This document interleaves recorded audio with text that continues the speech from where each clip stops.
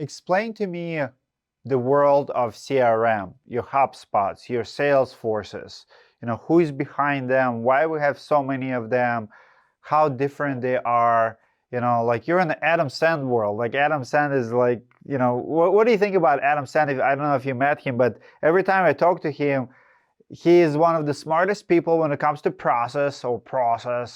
And good friend of mine fixed a lot of businesses, and he represents that tech sides. But roofers don't speak tech. Mm-hmm. We hate process. we like to work with our hands. We like to sell. That's not our world. How do you work with contractors, and how do you explain to them what you do in the CRM world? When I saw Adam Sand's videos, one that knows, right? I can hear what he's saying, and I'm connecting, I'm hearing it. So yes, Adam Sand is a very, very capable individual. I can tell you right off the bat on that part. And there's a lot of folks out there that are really good in the technology space. Translating that is where it gets tricky. So I'm going to answer your question the best way that I know how, Dimitri. One of the things that I learned as obviously I was trying to find, meaning in my life and what my role would be with the rest of it was symbiosis. Now, I'll keep it real simple. You've got mutualism, commensalism, and parasitism. What I found is with parasitism, like the mosquito, right? Takes your blood, mosquito's good, but the person gets sick or dies. With commensalism, you can be doing well, and the guy next to you could be starving, but you don't care because you don't know, and he doesn't care because he doesn't know that you're prospering. Under mutualism, you could do something that helps what you're doing, helps that person that doesn't even know they're being helped, and even when that person does something, it comes back and helps someone else, and then it returns to you. Mutualism is very powerful. Why I mention that is that what I found when you asked the question about CRMs is that all the CRMs out there are operating under commensalism. Meaning, let's get subscribers, let's give them what they need, but what they need is just enough to get them by. You've got really, really good software out there, Even when I look at the directory, I'm like, that is amazing. But directory connected to open source, to applications that it's not connected to, could be unstoppable. But why don't they do this? Well, if you fly under the flag of commensalism, you're trying to get all the subscribers for you, right? That's what I see with a lot of CRMs. I even see other applications build CRMs because they're like, well, they need a CRM, so let's build one. It's like, no, why don't you connect to that one? Well, you saw there for a while, right? One of the big CRMs wasn't talking to company CAM, right? And it's like, what are you doing? Under mutualism, everybody should be connected to everybody. But going back to the question of CRM, a CRM, Dimitri, is nothing more than one app inside an ERP, So if you have an ERP, you can have CRM, you can have, geo, you can have print campaigns, you can have everything you want under the sun. But because in order to make that happen, you have to connect to apps that don't want to connect to you or aren't aware that they can, So the way we did it was we said, we're going to build it, but we're going to build it based on open source so that it can connect to anything and everything. And we've had contractors using very, very popular CRMs that they say, so do I got to get rid of what I have? And I'm like, no, keep what you have. We can connect to it. In fact, Dimitri, because a CRM is nothing more than, in the world of code, an object, as long as it's an object, we can program against it, So in the case of directory, if they're using directory, they say, okay, yeah, I can get this. And I say, okay, does it have an API? Let me connect to you, Dimitri. What do you want that contractor to do with directory that it's not doing right now? And it's not changing directory at all. And it's not changing us.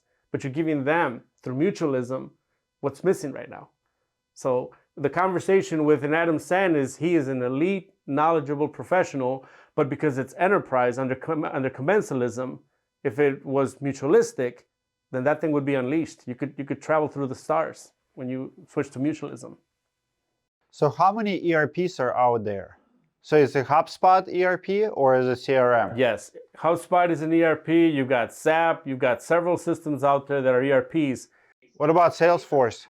Salesforce, I would categorize it as an ERP because it does have the extensibility. Even NetSuite, we ended up building Radian's ERP as a private implementation, but it's actually under the Odoo community open source library, which what that means is any contractor can go and download them and say, oh, these look pretty cool.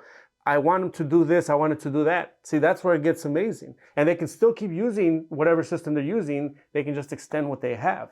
So open source and private code, right, are the main lanes. A CRM is nothing more than an app within an ERP. So if you're going to be a contractor that you want to be able to customize, you got to go with an ERP. But you can still connect to any CRM. You can connect to multiple CRMs if you're under an ERP. If contractor today is shopping for a software solution to help his business, because his main objection is he doesn't want to write it on a piece of paper. He wants it digital. He wants to usually find his customers, something for accounting, like track his numbers, track his leads, track his sales, communicate with the team. How do you explain to him, what advice would you give someone who is on the market for the software? Yeah. Because there's so many, like every month we have a new CRM right now in the roofing industry. The solution, Dimitri, for every contractor, so we can throw all the tech stuff out of the way, is stop trying to be a developer or a software person in your business and go back to being a roofer and let the technology persons wire things up for you. In other words, I'll give you a real good example. We have a contractor that signed up for this Radiant ERP, right? Very technical, very powerful, unlimited boundaries. You know what he said? He says, I just want my crews to know where they got to go. So I said, okay, what does that look like? Well, first of all, Jose only speaks Spanish. I'm like, okay, got it, Spanish. What do you want? That when he opens it, he sees the job address, and then he can upload photos and put his notes. I'm like, okay, team, let's build the cruise module for him. So we built it, attached it, and gave it to him, And he's like, oh, wow, this is so cool. And I'm like, yeah. And, if somebody else needs it, we can give it to them as well. But you buy a standard CRM system, and you may not have that, flexibility. So again, throw away all the technology and just say, what is it that a contractor, because you're unique, Dimitri, right? When you own your roofing company, right? You can talk to guys all day long, right? They can do things a certain way. Andy Elliott can run his company a certain way, right? With his culture. But you run Roofing Insights different. There's nothing identical about any two businesses or any two persons. So why is everyone using the exact same system? You see what I'm saying? That's the limitation with standard CRMs. But also, I'm going to push back a little bit. But we also cannot, if we have millions of businesses out there, millions of businesses cannot have millions of CRMs. When do you buy existing CRM, and where do you buy it or build it for yourself? When is companies ready to build their own? Because I see bigger players, and by bigger I mean like 10 million plus, start developing their own CRMs and selling it back to the market. Great question, and thank you for asking that, because it's at the pinnacle of where everything goes, right? Like when I mentioned the sun going down, where's everything? Where does the day end? I can tell you that out of the, in the United States, there's 50,000, 100,000 roofing companies, right? In the US, 10 probably need a custom CRM, that they really need to build it, that we're talking market makers, okay? Everyone else can use what is out there. And that's what I'm saying. You can standardize and say, okay, we're going to use this one, we're going to use that one. But that last leg of customization that none of them do is really what they need. Now, if you're a small contractor with a truck and 2, 3 people, 5 people in the office, what you need is, you may want to go in this case and download the free stuff, right? Use it. And then as you're growing and you have the money for it, then you start moving up to a system that you pay for, and then you ask it to be customized.